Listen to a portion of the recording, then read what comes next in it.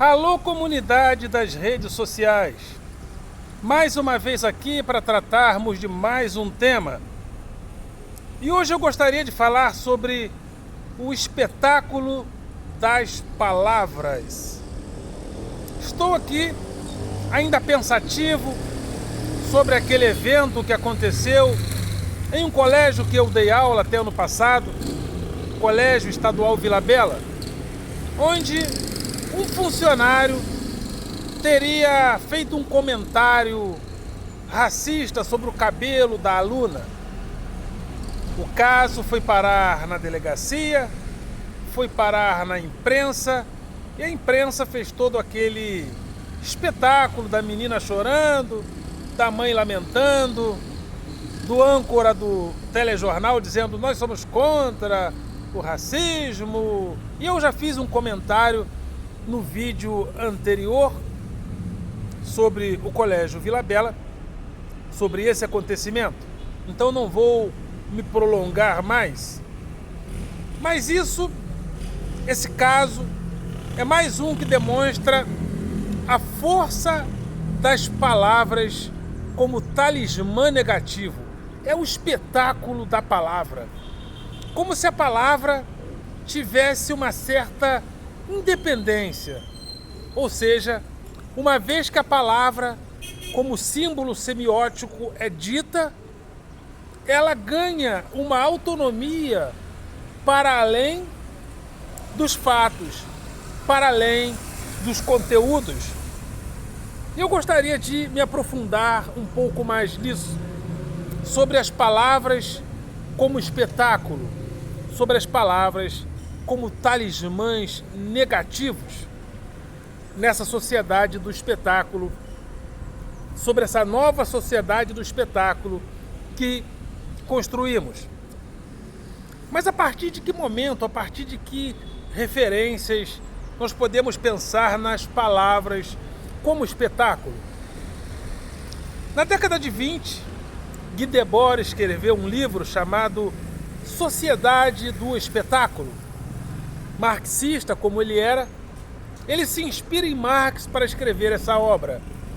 Porque Marx entendia que a sociedade moderna, industrial, ela substitui a realidade onde as coisas tinham valor de uso, mas na sociedade industrial, burguesa, todas as coisas passam a ter valor de troca.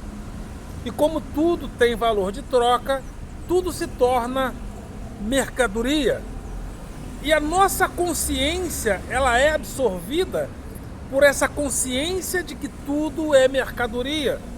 E nós passamos a maquinicamente sermos iguais à produção. E nós passamos a nos identificar com as coisas como se nós fôssemos essas coisas. É o que Marx chama de reificação, ou seja, coisificação. A cada dia nos parecemos mais com as coisas. Os status sociais que temos depende muito do consumo de coisas que adquirimos. O indivíduo chega no lugar com uma coisa chamada Ferrari. Essa coisa chamada Ferrari vai dizer muito sobre o que ele é na sociedade industrial, pós-industrial, do espetáculo. E Guy Debord escreve então o espetáculo da mercadoria, onde a mercadoria passa a ter uma autonomia diante da nossa consciência. Não que a mercadoria seja autônoma, nós a produzimos, nós damos sentido a esse mundo de mercadoria, mas esse mundo ele é tão fascinante que nós pegamos a mercadoria e damos a ela a atribuição, damos a ela o poder de atribuir valor a nós mesmos. Então, se o indivíduo dirige uma Ferrari, aquela mercadoria tem a capacidade de, entre aspas, autonomamente dizer quem ele é. Só que hoje eu tenho pensado na sociedade que não apenas produz mercadorias como espetáculo, mas produz palavras como espetáculo. Algumas palavras são sinais magnéticos que identificam certos valores éticos e certos valores morais. E quando elas são pronunciadas, elas dizem quem você é, independente do que você tenha feito ou deixado de fazer. É a palavra como espetáculo. É a palavra que identifica quem você é nela mesma, independente de você ter feito o erro ou não. E neste colégio Vila Bela aconteceu isso. Houve uma palavra como talismã negativo: racismo. O quê? Houve racismo? Aí o caso foi parar na imprensa e a edição foi feita no sentido de que houve o racismo. Por quê? Porque a palavra racismo é um espetáculo. A palavra racismo atribui culpa à pessoa a qual ela está associada. Então, essa nova sociedade do espetáculo, que produz palavras como se as palavras fossem espetaculosas e autônomas, ela diz que determinadas palavras, ao serem pronunciadas, a pessoa que estiver associada a ela é culpada. E não só a palavra racismo, como a palavra machismo, a palavra pedofilia. São palavras que são espetáculo. E ai daqueles que forem associados à palavra machismo, à palavra racismo e, sobretudo, à palavra pedofilia. Essa pessoa não precisa ter praticado essas coisas. Basta que a palavra autônoma associe certos indivíduos a ela. Porque não é a atitude do indivíduo que confere valor ético e moral a ele. É a palavra na qual ele está associado.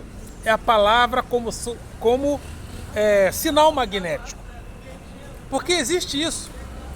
Os algoritmos, eles conduzem toda essa mecânica de rede social que nós estamos envolvidos. E de acordo com o uso que nós fazemos da rede, os algoritmos reúnem algumas palavras e se comportam diante delas de acordo com o uso que nós fazemos dela.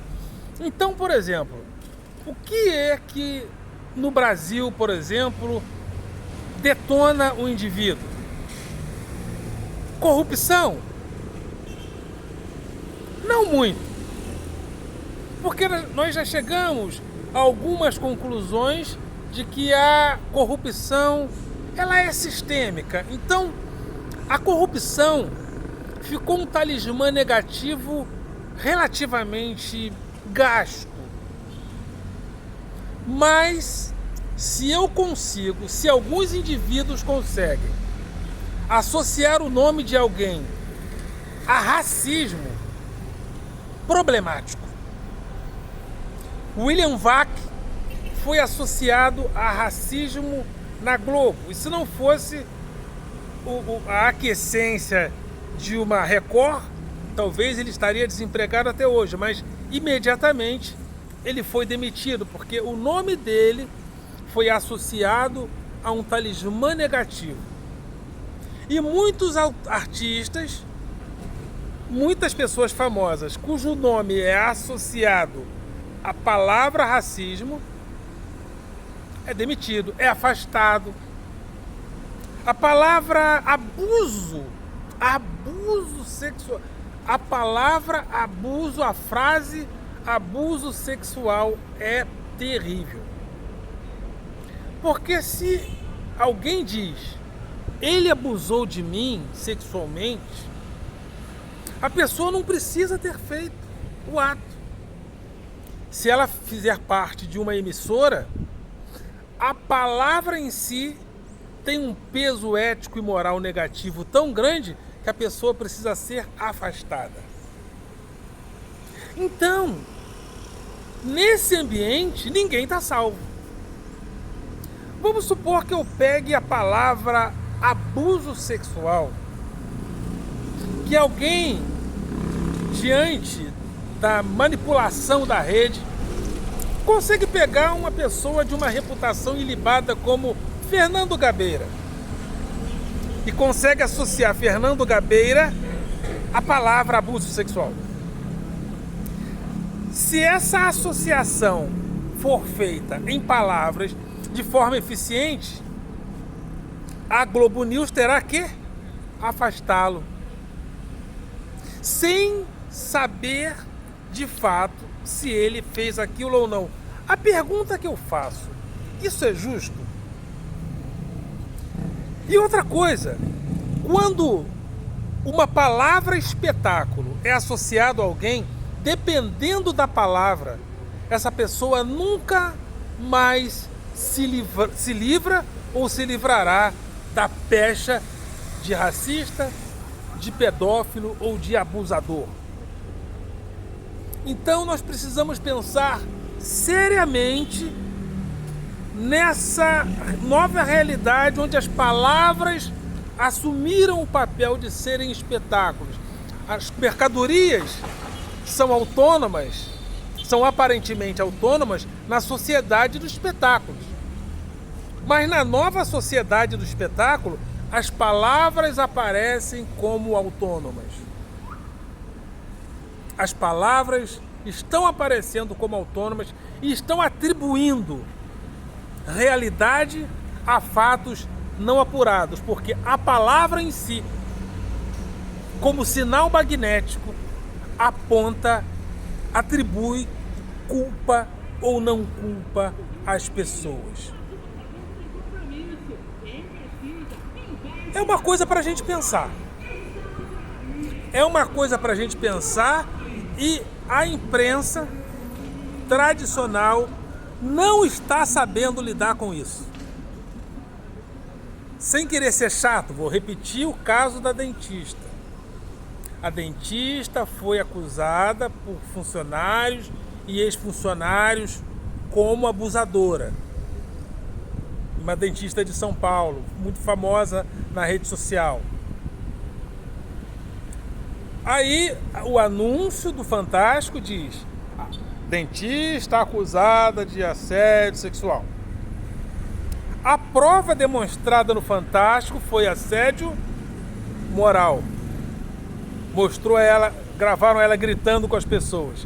Se a prova foi assédio moral, por que o anúncio foi assédio sexual? Porque a palavra, a frase assédio sexual é uma frase que causa indignação. É uma frase produtora de indignação. Então, existem palavras que produzem indignação nelas mesmas. Quando a pessoa diz a palavra pedófilo, o quê? Que absurdo! Pedofilia! Calma, gente. Pedofilia é só uma palavra. A gente precisa perguntar quem é o pedófilo e quem praticou de fato a pedofilia. Porque a palavra é só um sinal. A palavra é só um símbolo. A palavra não é nada. A palavra pedofilia, inclusive, era utilizada entre os gregos como amor à criança. E entre os gregos, os mestres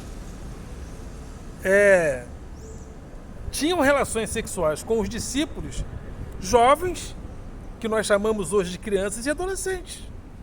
Lá, e a palavra pedofilia tinha toda essa aura. Então a palavra pedofilia é só uma palavra. A palavra racismo é só uma palavra. A palavra machismo é só uma palavra. É um sinal simbólico, semiótico. A pergunta é quem fez e se fez quem cometeu e se cometeu. A palavra em si não é absolutamente nada além de um símbolo semiótico. É isso aí. Precisamos pensar nisso, porque muitas injustiças estão sendo feitas por causa disso. Conseguiram prender o homem mais votado da história da humanidade, associando-o não só à corrupção, mas a roubo. Sem entrar no mérito se Lula roubou ou não, praticou corrupção ou não. A verdade é, o importante, né, nessa realidade não é o que a pessoa fez, é se o nome dela está associado a roubo. E conseguiram associar Lula a roubo. Se você chegar para qualquer pessoa que diz Lula ladrão, se pergunta o que ele roubou, ninguém sabe. Aliás, se você souber, escreve aí. O que ele roubou? Aí alguns ainda têm a cara de pau de dizer roubou o Brasil. Ah, todo ladrão rouba no Brasil. Roubou o quê? Aí a polícia investigou, levantou colchão. Roubou o quê? Ninguém sabe. Mas o nome Lula foi associado à corrupção. E o Steve Bannon, que esteve do lado da família Bolsonaro, que fez e faz pacotes de extrema direita no mundo, ele falou uma frase emblemática que diz muito sobre o que eu estou falando. Ele falou: vamos jogar na imprensa as nossas merdas. Porque uma vez você jogando as merdas na imprensa, as palavras vão reunindo significados em torno daquela realidade, independente do conteúdo. São as palavras e são as frases. São as palavras como sinais magnéticos. Clique aqui para obter indignação. Pedofilia. Clique aqui para obter indignação. Machismo. Clique aqui para obter indignação. Racismo. São as palavras que funcionam como potenciais, como elementos de indignação autônomas. São palavras produtoras de indignação. Em uma nova sociedade do espetáculo que produz palavras autônomas, supostamente autônomas, para produzir um certo resultado. Precisamos cuidar disso, precisamos pensar nisso, e eu, como professor, não vou me furtar a fazer esses raciocínios. Voltamos em uma próxima oportunidade. Comentem, deem like e compartilhem, ok, galera? Vocês são do coração.